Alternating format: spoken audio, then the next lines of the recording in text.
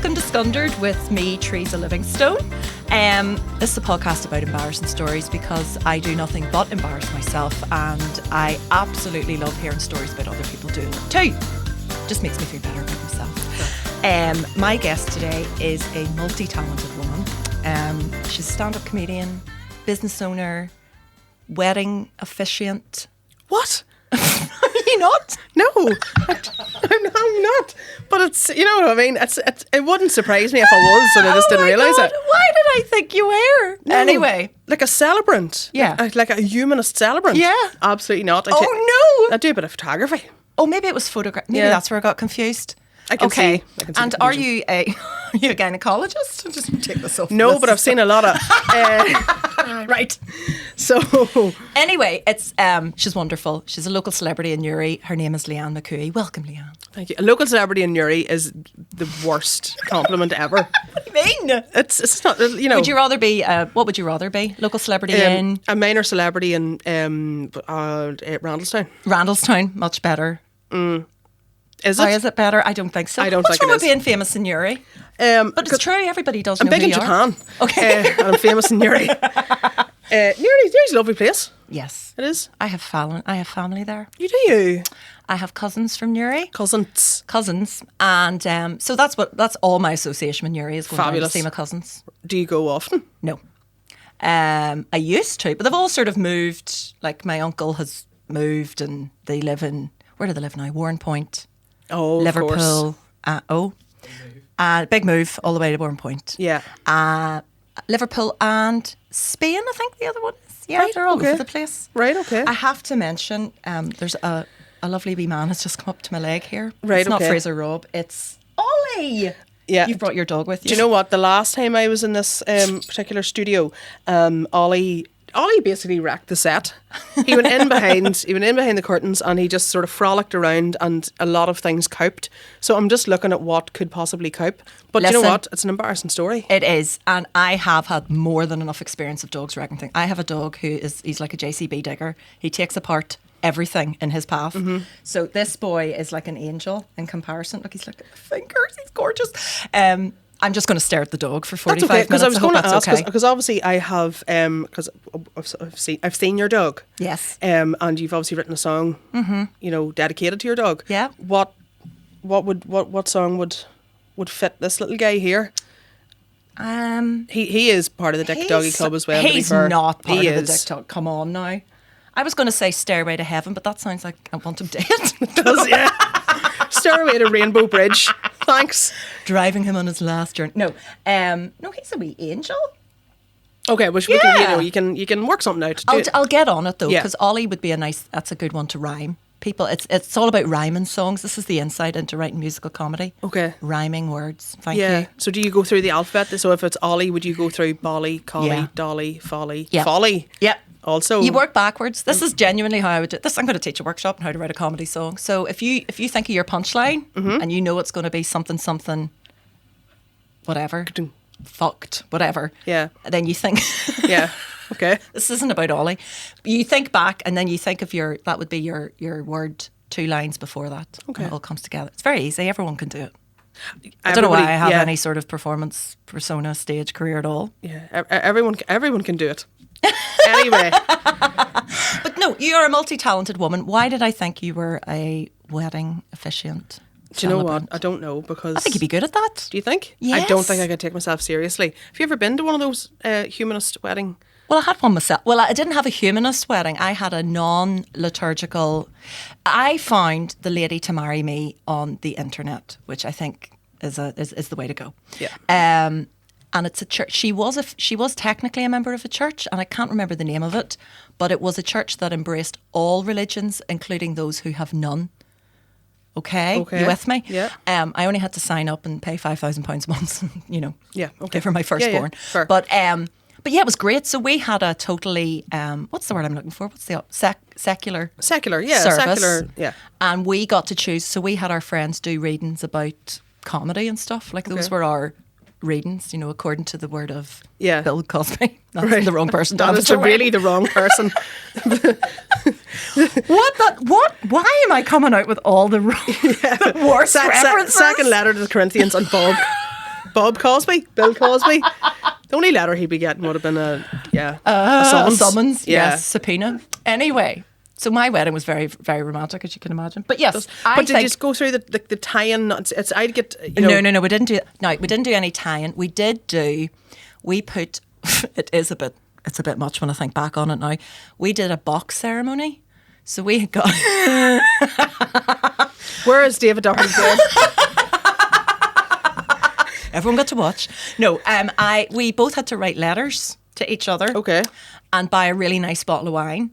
And then we put the bottle of wine in a box. And then in front of everybody, we had to put these 2 letters in and then close the box. And we had agreed that we would open it on our 5-year anniversary. Most people would do 10. I was like, come on now, we may not make it. Let's do 5. And we would open the bottle of wine, drink it, read the letters on our 5th wedding anniversary. Or if our marriage got in trouble, we could open the box sooner than that. So if we got to a point where we were like, we're at an impasse here, I don't see why we're together. To guilt each other into staying on. Yeah, we would open the box, drink the wine and read the letters. So both of us were like, right, we're doing this and we're doing it seriously. And we're married now 8 years, so we've already opened it. And it was, first of all, we kept it in our living room, like quite close to an open fire, which I don't know anything about how to store wine. But when we opened it, it was like jam, right? So we were like, I'm really going to enjoy this. We'd spent a fortune on this bloody wine and we'd ruined it. And both of our letters were, because we were winding each other up. I was like, you see, if you've just written, I want a divorce, like I'm actually going to cry. Yeah. I hope you've taken it seriously. And we did both take it seriously, but we both did sort of put jokes in there as well, sort of being very funny, like. I don't know. Yeah, it would be difficult not to make a joke. Of course. Really difficult. I found it difficult to say my wedding vows without sort of undercutting them, you know. Yeah. So it's and we were a lot, like, it was funny when we got married, we were sort of like gurning to the audience. The audience. It wasn't an audience. It was your friends and family. Breaking the fourth wall. Yes, yeah. And just a quick warm up. So yeah, we found it hard to take ourselves seriously, but we're still together, so it seems to be working. Working out okay. Yeah. I shot a wedding one time where they did the whole wine thing. It's only now that you've said it, I sort of realise, that's what that was. Because Yes. I'm obviously scanning the room for, a small child who's looking captivated at the bride, Oh, because you're taking the photos? Because I'm taking photos. Not because you're looking to steal one? No. Yeah. Well, no. I can't go back to Portugal. But so just keeping a wee eye and looking for those wee bits of emotion. Yes. Candid, very good. I steal people's emotions and I immortalise them. Yeah. In an Adobe gallery. Charge them a load of money. No, I don't. And do you meet with do you still do it? Yeah, I do it. Yeah, absolutely. Very good. I always did do it. I just didn't pimp it out because I don't know. It's probably like imposter syndrome or something. Yeah, and I'm self-taught as well, which sort of, emboldens the imposter syndrome because you don't have a certificate. Yeah. You can't be like, look what I did. I am a... But I think whatever. a lot of it, obviously everybody wants their photos to look good, but because you're going to be spending the entire day with them, you want somebody who's like a normal, nice person and easy to be around. Yeah, I do tend to... So you wouldn't be very good at it. No? Thank you. I do tend to lean into the chuckles quite a bit, and try and get the laughs going, and then once, not in a, it's not a show, it's not the Lianne McCooey show. It's just like, right, I love getting the bride and groom on, or the bride and bride. Yes. Or whatever. Yeah. Love getting them whenever they're finished being nice to people, and then it's just the two of them, and they're going to get their photographs taken, having a bit of crack, saying ridiculous things if it's appropriate for them. Yes. And getting that so they can sort of go. And relax. I like that sort of stuff. Oh, I'm going to go and have a look. I do love weddings. I don't know why. I'm not planning on having another one. But I do love looking at wedding photos. Yeah. Always have. Okay. Maybe I should come be your assistant. If you want. It's fine. You can mind him because I also have to get him babysat. Now, he's a very, very good dog. I was just talking earlier today about how badly behaved my dog is. Has Ollie always been that good?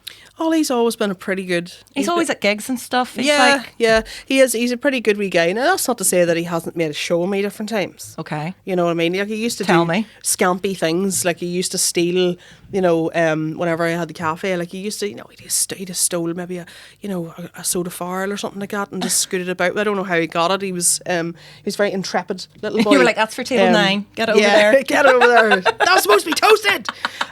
So he would do stuff like that. But he's all right. You know, he's pretty cool. He's a pretty chilled out wee lad. And as you can see, he got groomed yesterday, so he's just all testicles. Me too. Testicles and anus, which is disgusting. Right enough. Oh, there they are. Right. Anyway, there. I know. Same as our Same dog. as your testicles. They look just like mine. No, our dog had some skin issues last year. This is really good podcast material. But I had to keep taking photos of it and sending it to the vet. Right. And I swear to God, I keep getting, you know the way iPhones make little memory videos for you? They're like, November 2024, and it's just my dog's balls. Yeah. And then an occasional photo of me in a woolly hat, just like smiling in the snow. I was like, I need to delete these. Yeah. But But I do enjoy the Imagine videos. getting your phone stolen and the person leaving it and back they're just going, like, "That's fucking rotten." Ah!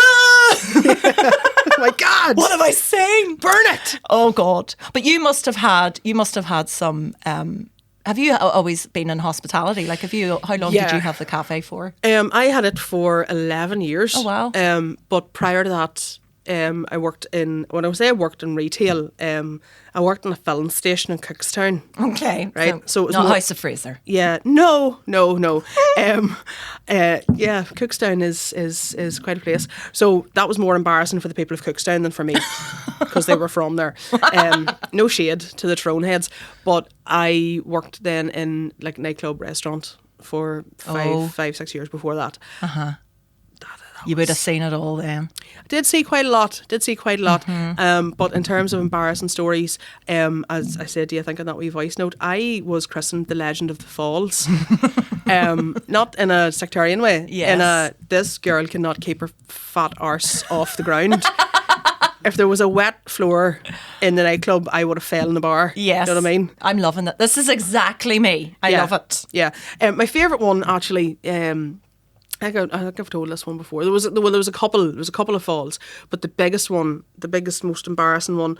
I don't know if you've ever heard of a band from Newry called Lovebug, right? Right. They would have been. They actually came fourth in the Eurovision Song Contest in 1986. Well, excuse me. Yeah. From Newry. Oh, that Lovebug, yes. That Lovebug performed to 500 million people in worldwide audience. Wow. Yeah. I did a podcast with one of the guys who played in the band, the bass player, lovely guy called Hugh.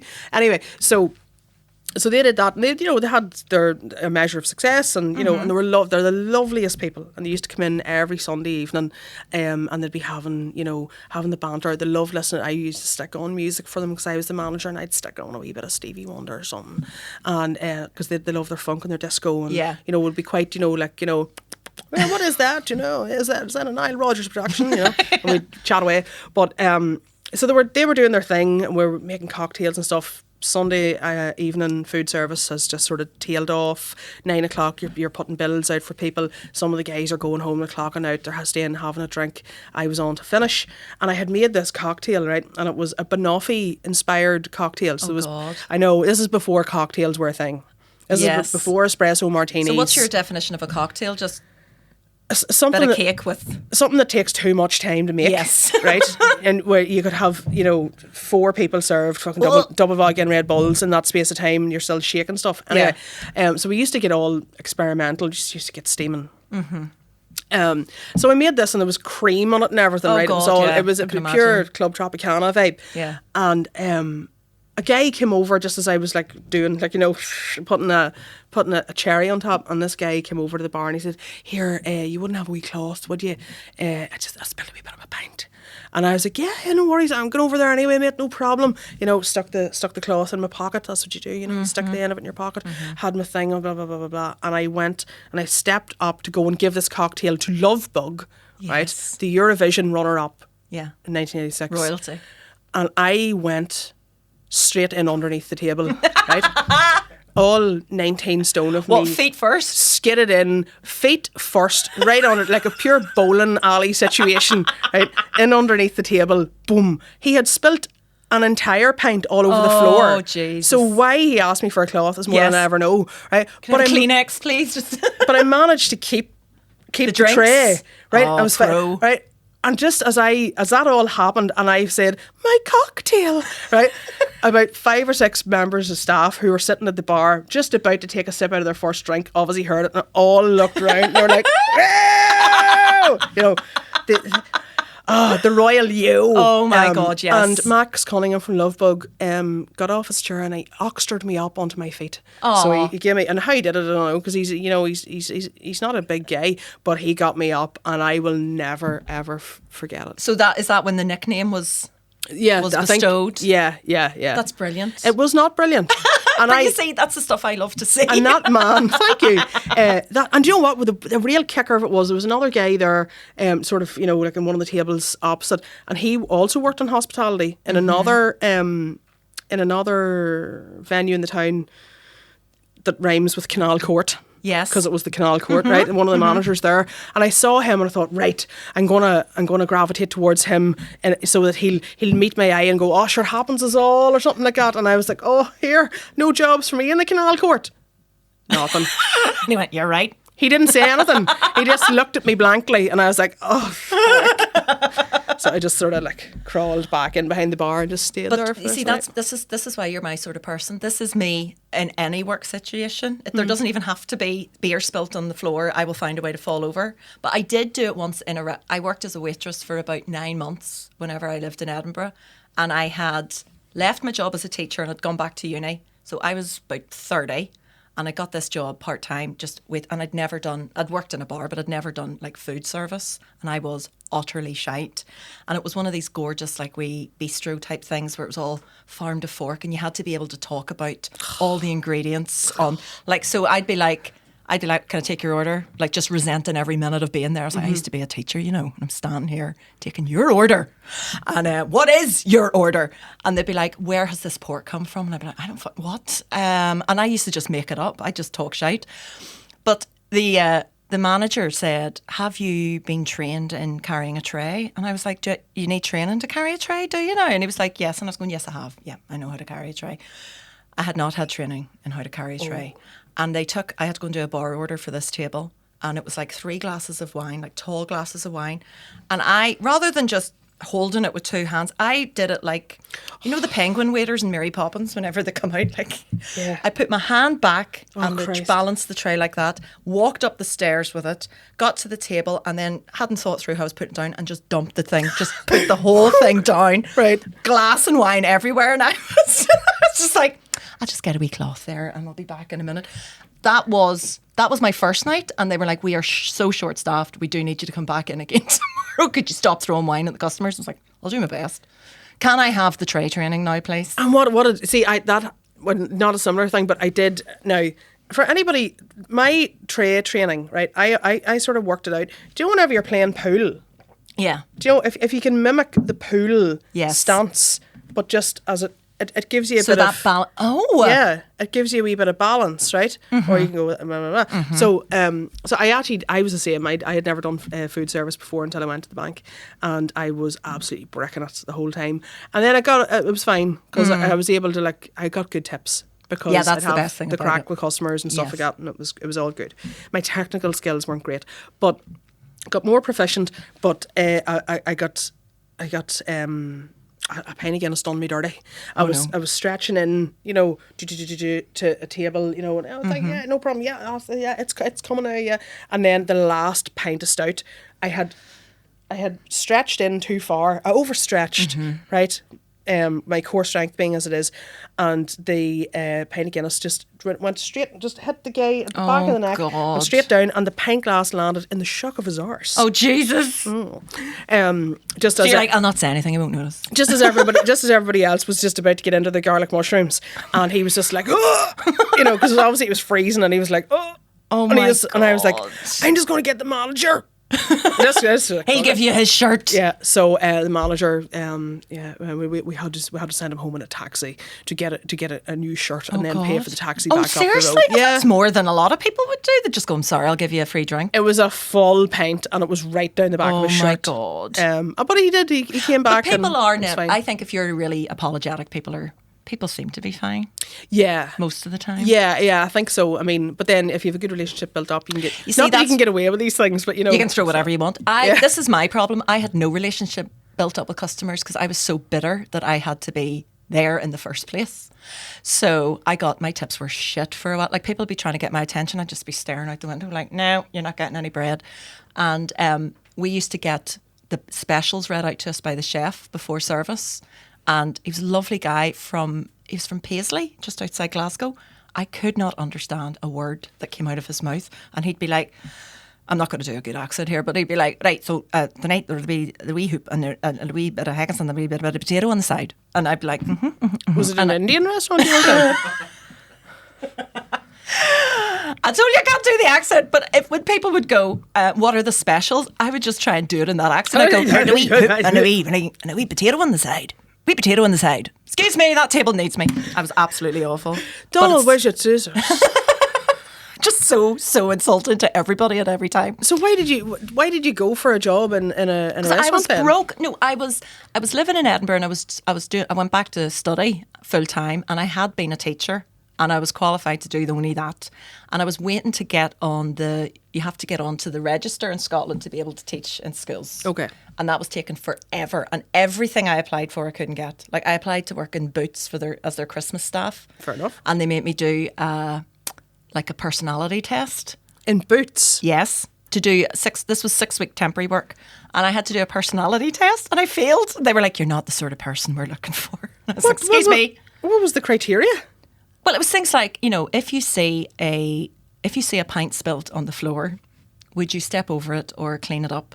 Like, it was not that there'd be a pint spilt in Boots, but that sort of thing. And I was like, I don't understand where I've gone wrong. Like, maybe just, I don't know. I thought you were going to say something like, if you see an ugly woman, tell her. Do you approach her and say, would you like a makeover? Would you like some help? You stinker. Yes. Yeah. Is that? Or like somebody really unattractive by makeup, like, I wouldn't bother, love. It's not going to do anything for you. Do you laugh at them or do you pity them? But it drives me mad. See, every time I'm in Boots, I love Boots, but every time I'm there, I'm looking at the staff going, what the hell do you have that I don't have?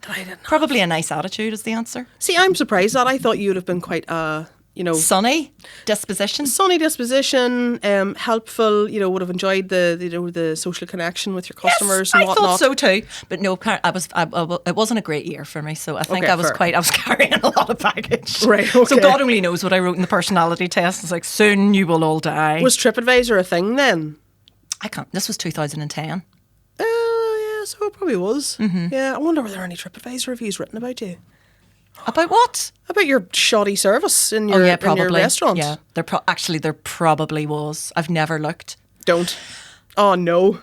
I'm going to have to go and look now. I'll find out the name of the restaurant. Because the only other hospitality work I'd done was as a student. We got, they were looking for people to work at Tea in the Park, the festival. Yes.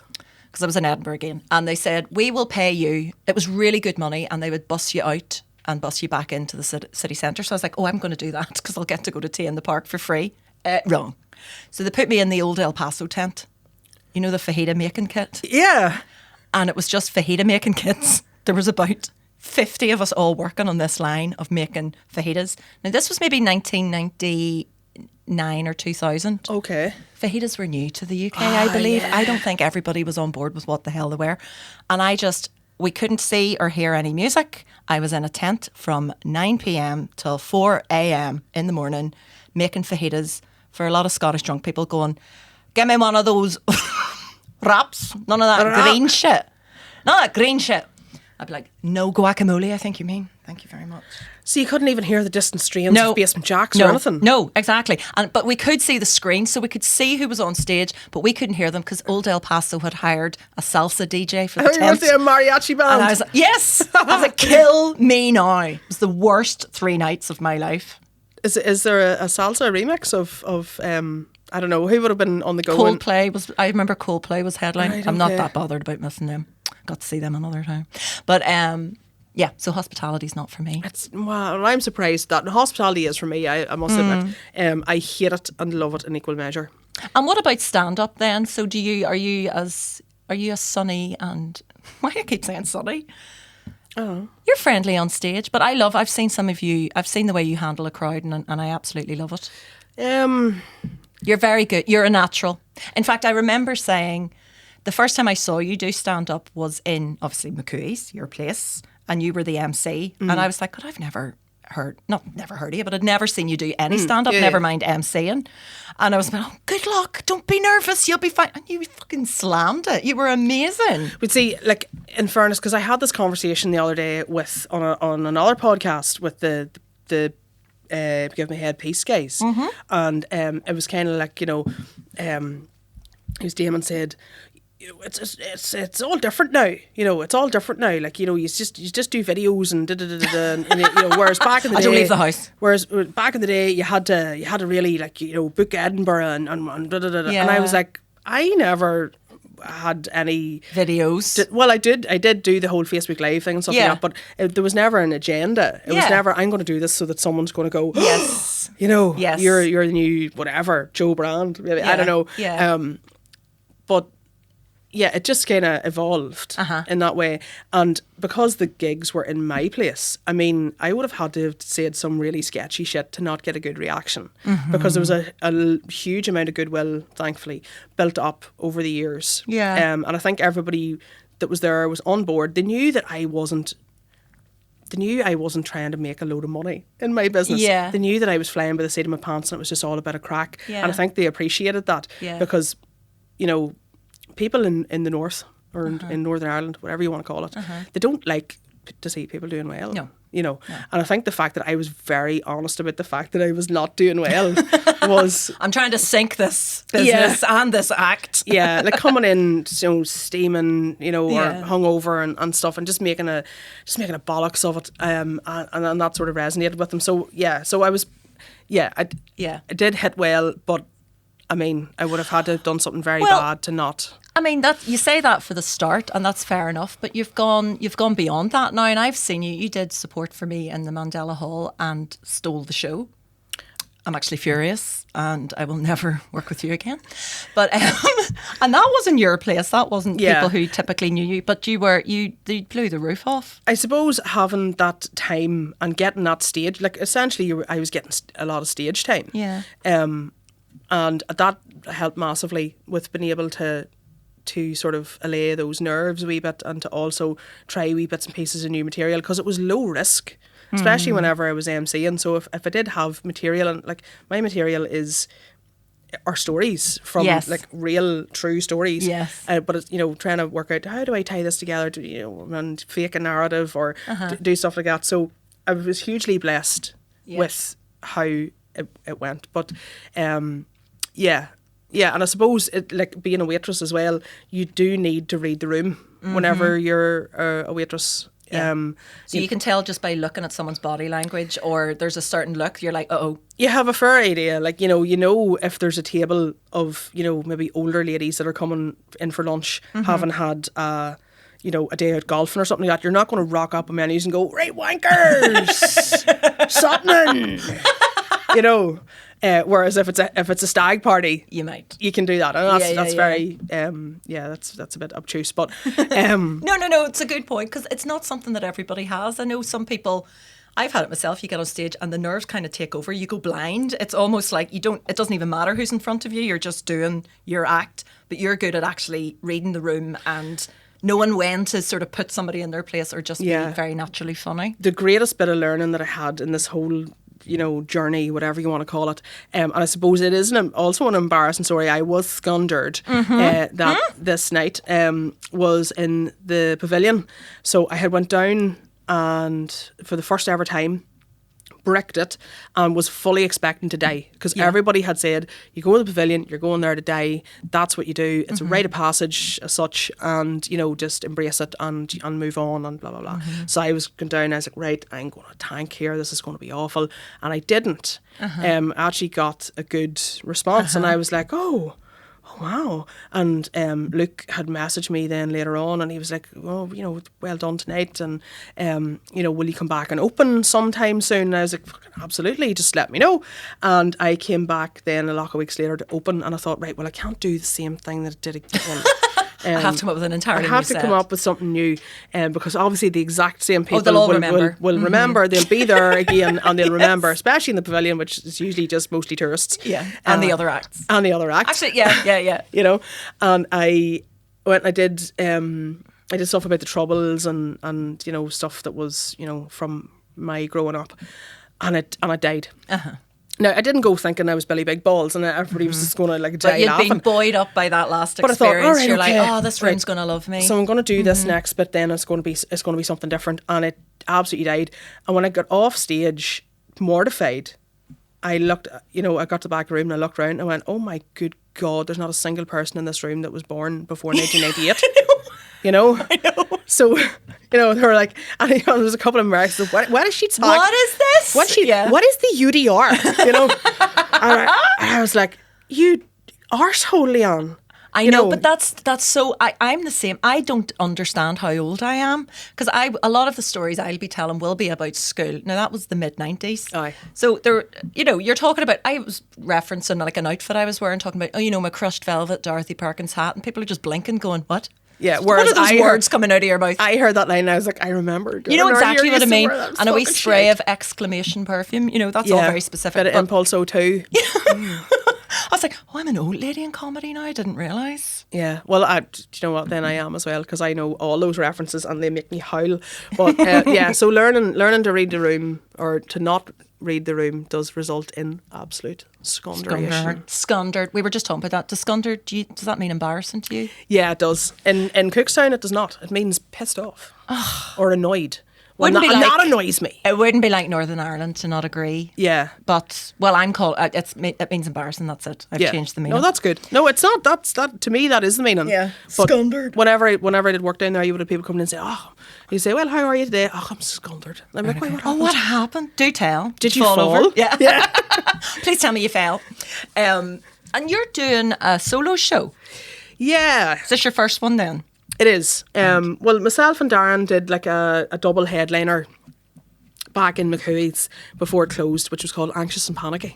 Mm-hmm. So we did like a co-headliner kind of thing. So it was supposed to be like 25, 30 each, and I ended up doing 40, which is the way of things. I also was full of Grey Goose.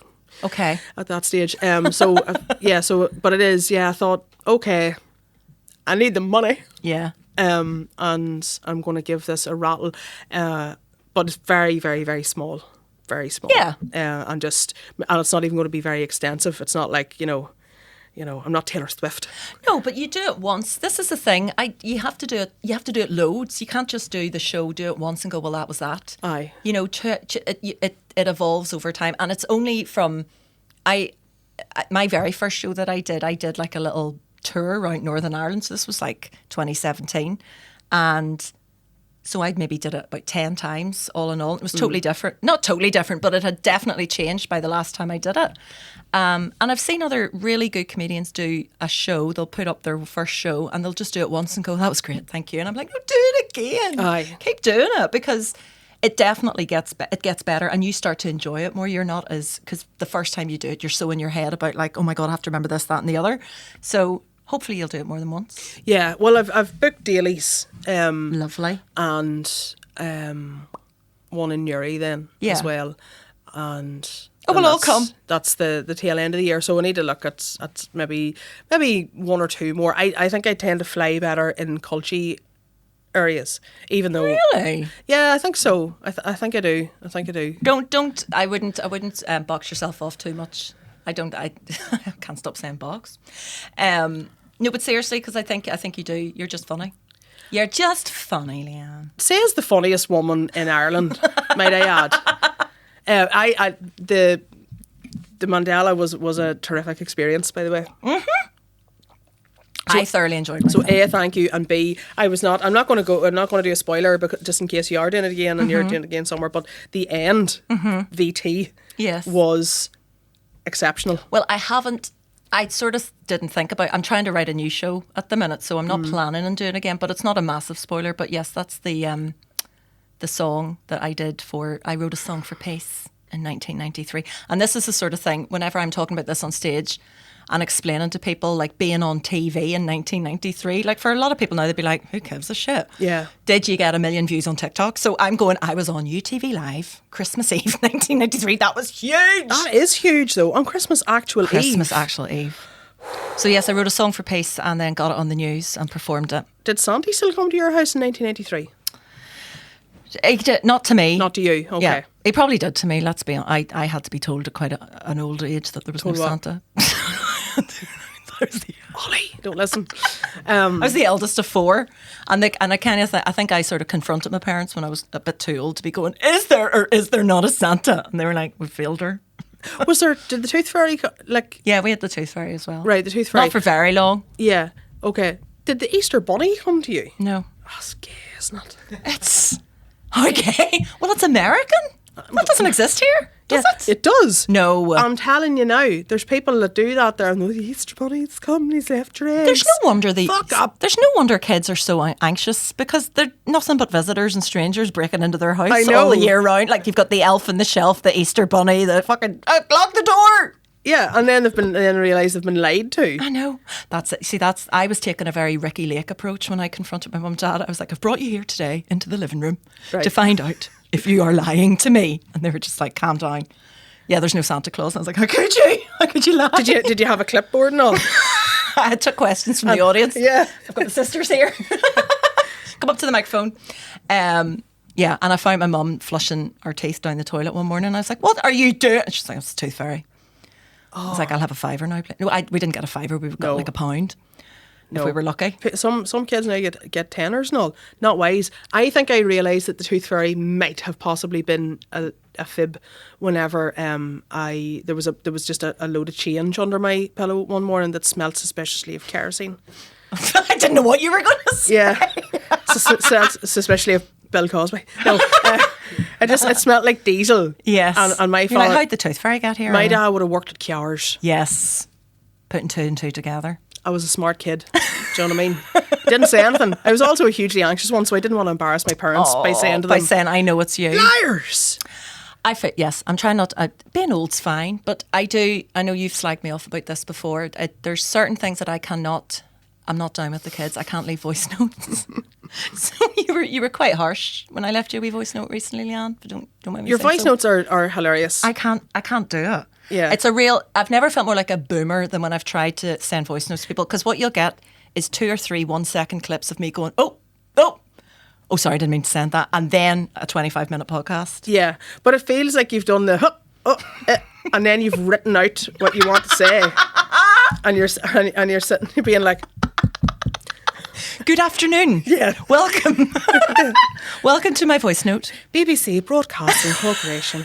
Oh, really? Well, that's good. It wasn't rambling then. It sounded like I had some sort of structure. But then at the end, there's a sort of a general confusion where you're like, so, bye. That's all from me. Yeah. Toodaloo. I await your return. I have to work on it. I'll just be more casual. Right, I'm gonna ask you some quick fire questions. Absolutely. Yeah. All right. So these are meant to be embarrassing. Okay. Would you rathers? And you may well have done all of them or none of them. But here we go. Would you accidentally send a flirty message into the family WhatsApp group or as an all staff email? A flirty message intended for somebody else, obviously. All staff email. You'd rather it went round the staff. 100%. Okay. 100%. Yeah. Number one, the fact that I would have a family group chat would be startling because my parents hate each other and I'm an only child. It's just you in the group chat? Yeah, it's just How me. was your day, Leanne? Great, Leanne. Thank you. Yeah. Thanks for checking in. You know, in The Simpsons, you know, because I am Millhouse, like, you know, whenever he's throwing the frisbee. He throws to nobody. And he just goes and walks and gets it and throws it back to himself. That's me. That's your group chat. Yeah, and the dog and the cat. Oh. The cat being like, I fucking hate you. I'm sorry to have brought that up. That's trauma. okay. That's all right. It makes me think about my sister, actually, who, sorry to brag, I've got sisters. She once accidentally emailed everybody in her organisation. She worked for a big organisation this years and years ago in London, and she got married, and she wanted to email her team to say, I'm changing my name as of Monday, my second name. Okay. So she was changing her name from Livingstone to Baldwin. And her first name is Shona, and it's spelt incorrectly for a start. It's spelt Shauna, right? So Shauna. Shauna. Yeah, but let's not get into this. We've had an argument with our parents all her life. Fair enough. It's pronounced Shona. But anyway, she wrote to everybody in this UK-wide organisation and said, hello, as of Monday, I'd like to be known as Sean Baldwin. And she left the A off the Shauna. No way. And she got loads of people going, congratulations. Congratulations on your transition. Yes. And she then had to, I just love it so much because it was just like, it was so subtle. It was just like, this is how I'm telling you. Sean Baldwin. Sean Baldwin. The Irish child that Mike had. My God. Okay, Right. I'll tell you. I'll ask you another one. Okay, would you rather wave at someone who is actually waving to someone behind you, or say "I love you" to a waiter instead of "thank you"? Oh, I love you to a waiter. You just say that anyway. No, but there's nothing more cringy than being like, well, it's crack. And then them looking straight past you. And you're like, oh, shit. That is so embarrassing. That is awful. But I just lean into it and keep waving. I'm just like, I'll make him wave to me. Come on now. Or when somebody doots the horn at you in the car. Yes. And you do an owl, oh, because obviously, dooting the horn is the greatest expression of banter ever. So you have to respond in a banterific way. And it's for somebody else. And you're like, oh, shit. Okay, last one now. Would you rather have to be naked at work for an hour, or be dropped off 2 miles from your house whilst naked and have to try and get home?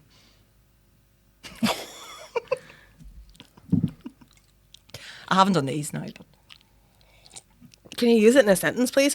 Say that again. would you rather have to be naked at work for 1 full hour, right? Yeah. Or be dropped off miles from your house naked and have to try and get home? Oh, at work. I think at work because I think so too. Yeah, because like at the minute, well, You I can suppose hide. I suppose it depends. If it's work as in stand up. Yes.